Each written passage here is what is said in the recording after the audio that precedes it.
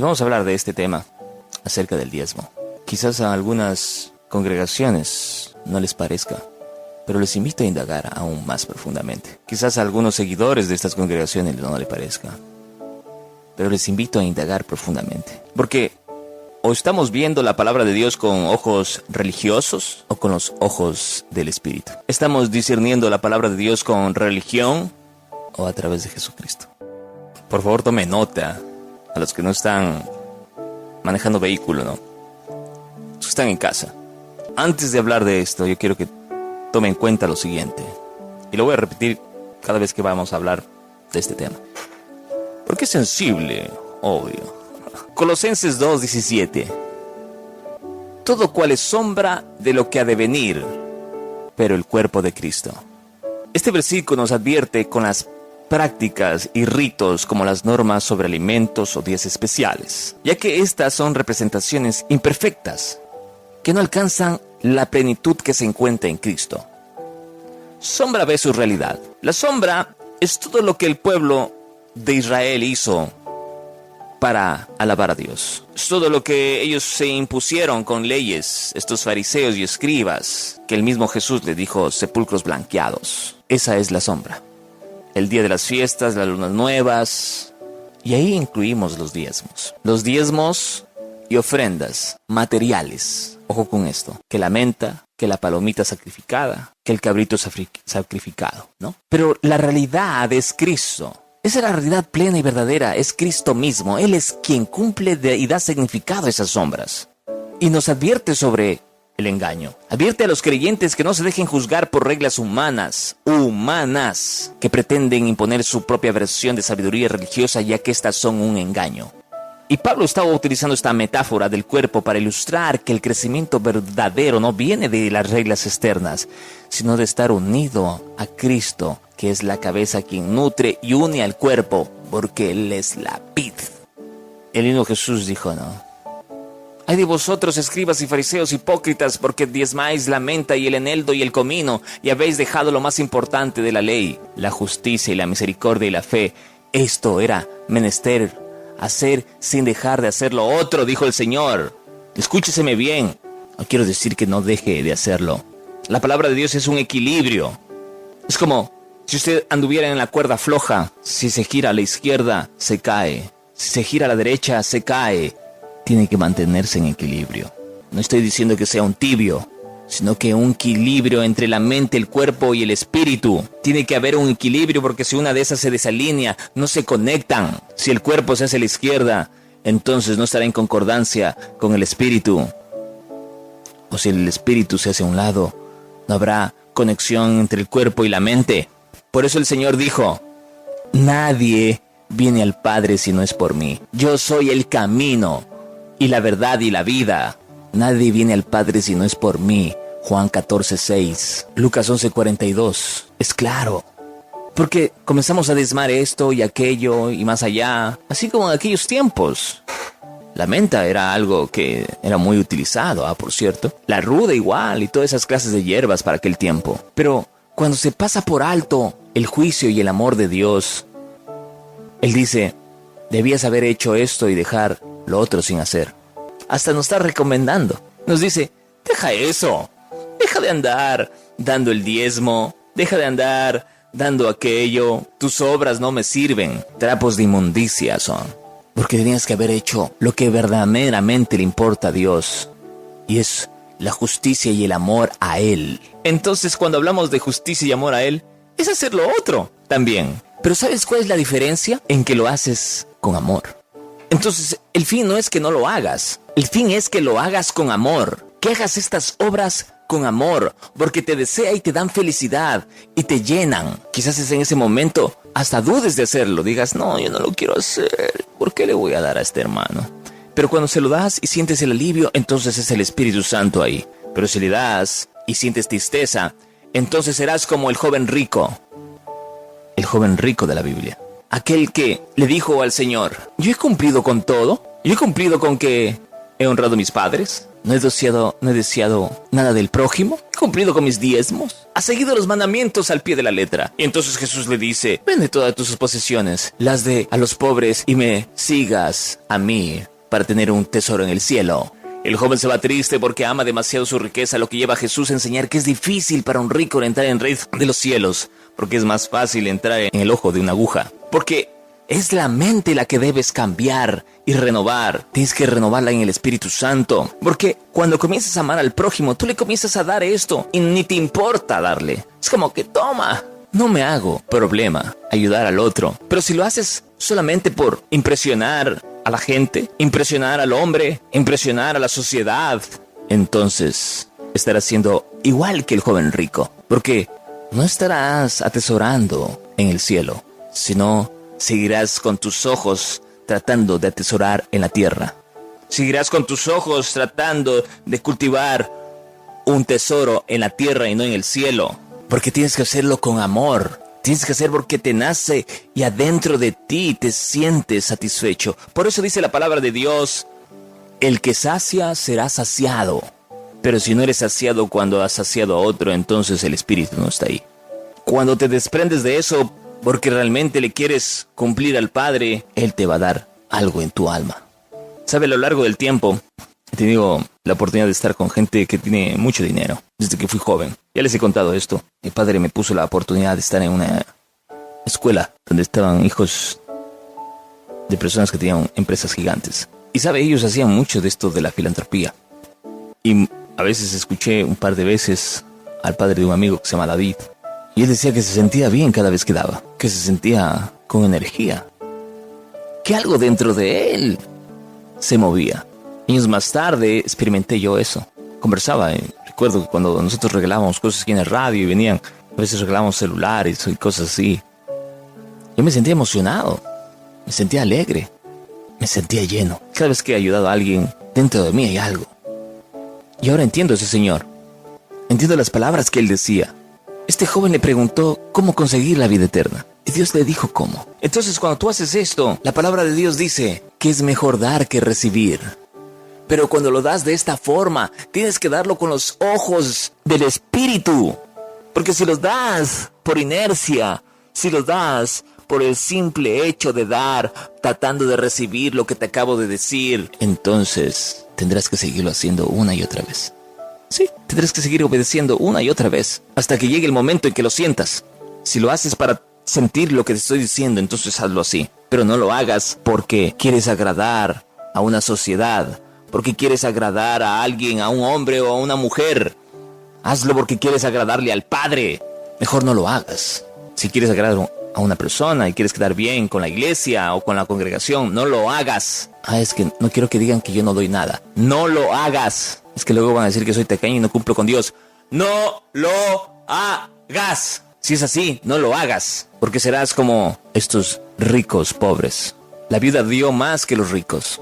Los ricos daban de sus abundantes recursos, de lo que no afectaba su vida cotidiana. Y la viuda pobre dio las dos únicas monedas que tenían, que representaban todo su sustento, confiando en que Dios la cuidaría. ¿Sabe? Cuando ven esto, yo quiero que se clave esto en su cabeza. Yo quiero saber con qué ojos lo está viendo. Este pasaje de la Biblia que está en Lucas capítulo 21, del 1 al 4. Dice que Jesús estaba en el templo y vio como algunos ricos ponían dinero en las cajas de las ofrendas. Y también vio ahí a una viuda que echó 2 moneditas de muy poco valor. Entonces Jesús le dijo a sus discípulos: les aseguro que esta viuda pobre dio más que todos los ricos, porque todos ellos dieron de lo que les sobraba, pero ella es tan pobre que dio todo lo que tenía para vivir. Pero quiero que entienda con ojos espirituales lo que estaba haciendo la viuda. Si usted ahora mismo está pasando necesidad y va y lo da porque quiere recibir, no lo haga. Guárdese esas 2 monedas que le van a hacer falta para comer. No lo haga. Porque aquí no dice que la viuda recibió luego más. La viuda echó esos 2 porque quería honrarle a Dios. Se sentía bien, se sentía llena. Ella se sentía, no importaba si recibía o no recibía. A ella no le importaba eso. A ella le importaba que Dios se sienta glorificado, que Dios se sienta exaltado. Eso le importaba a ella. No le importaba si quería sorprender a estos ricos. No, por eso dice que estos ricos ofrendaban en las cajas y vio a estas 2 moneditas echándose ahí de poco valor, pero de una viuda que lo que quería era adorarlo al Padre. Estos ricos llegaban ahí y era que presumían entre ellos. Estos ricos estaban dando las ofrendas para presumir entre ellos, para decir, hoy yo soy Vanderbilt y voy a entregar estas ofrendas al Dios. Y para que el otro diga, oh, yo soy Vanderbilt y voy a entregar estas ofrendas a Dios y son mejores que las de Vanderbilt. No, estaban compitiendo entre hombres para ver cuál es el que da más, cuál es el que es más bacán dando las ofrendas. Así no funciona. Este impío lo único que está haciendo es cumpliendo con el mandato de Dios, obviamente. Pero para él no va a llegar nada. Para su alma, para su espíritu no va a llegar nada. Cuando a esta viuda pobre sí le ha llegado. Porque se sentirá satisfecha. Sentirá que ha cumplido con Dios y ha sentido el espíritu en ella. Ella lo dio porque ella quería cumplirle al Padre y se sentía bien haciéndolo. En ella había regocijo. Pero si usted, mi hermano, mi hermana, está chiro y chira y quiere ir a dejarle la ofrenda al Padre para que le recompense, entonces no funciona así. Y luego está preocupada después de haber dado las monedas. Le entra la duda. ¿Será que Dios me cumple? Dios es rey. No sé si ustedes han leído el libro de Robin Hood o han visto la película. Dice que está este rey, ¿no? Y manda a su gente, a sus soldados, a tomar impuestos, ¿no?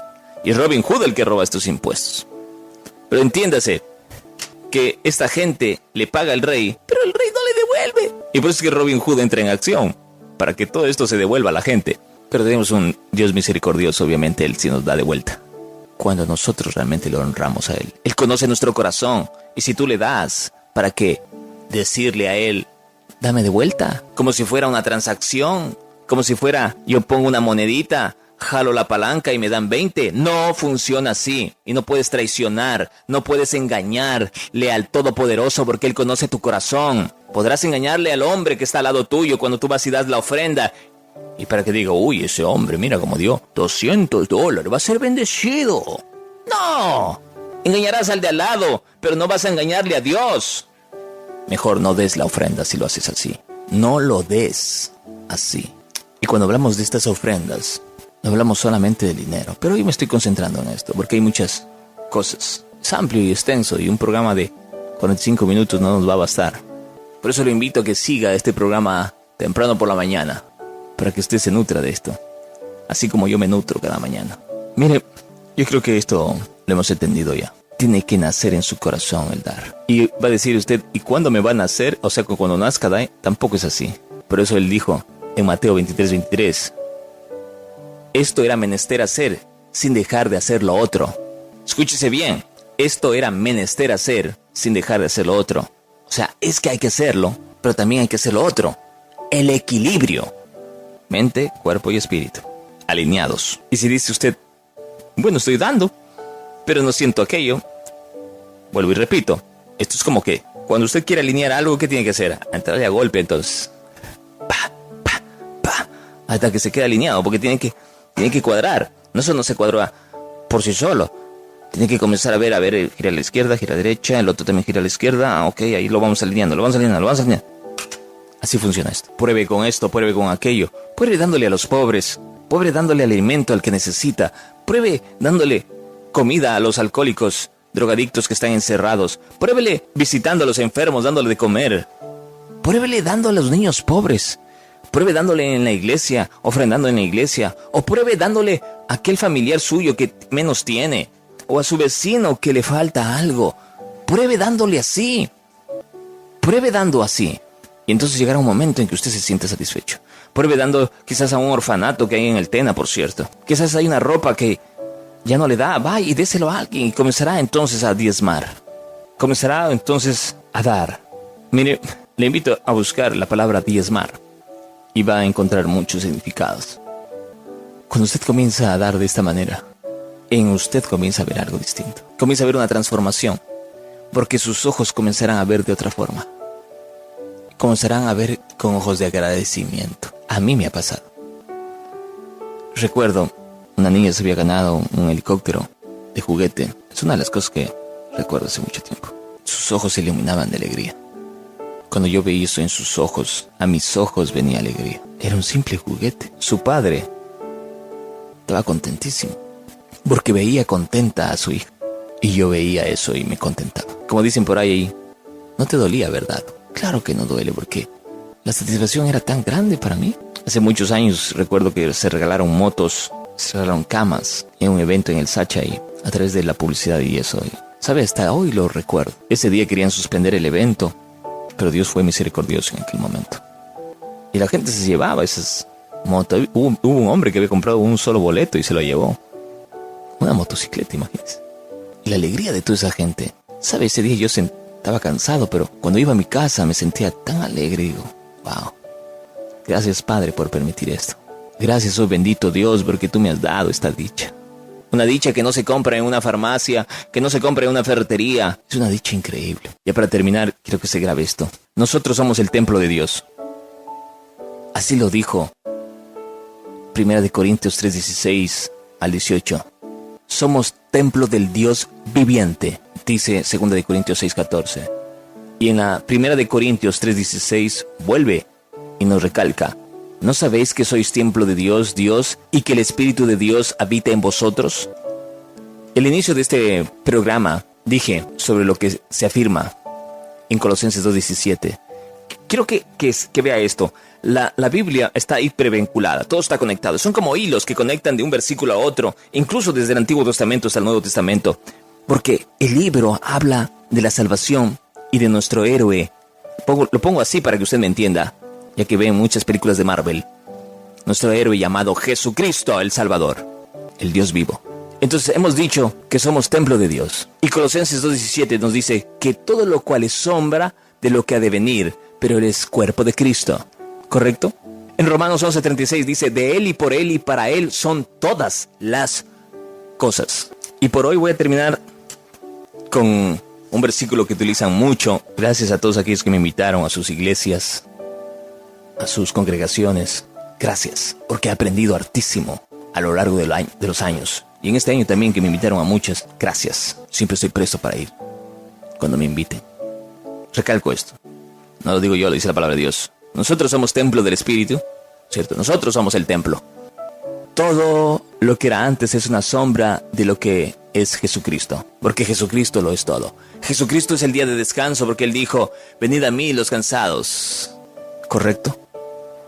Hemos hablado de que cuando damos, tiene que haber la saciación en nuestra mente, que nosotros debemos estar saciados, porque así funciona. Entonces, voy a traer a colación, y con esto me voy a despedir ya mismo, lo que está en Malaquías 3:10. ¿Sabe? Cuando yo he ido a las congregaciones siempre invocan a 3:10. A Malaquías 3:10, ¿no?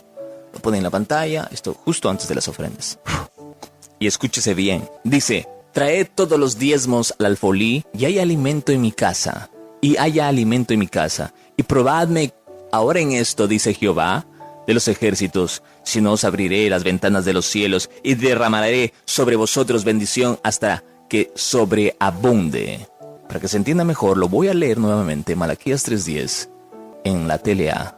Traigan a mi templo sus diezmos, échenlos en el cofre, así no les faltará alimento, y pónganme a prueba con esto y verán que abriré la ventana de los cielos y les enviaré abundantes lluvias. Así habla, ¿verdad? Lo leí en la Reina Valera, por si acaso hay por ahí, ¿no? En la NBI dice templo, por si acaso. Ok, la casa de Dios es el templo. El cofre habla de algo donde se cierra, donde nadie ingresa.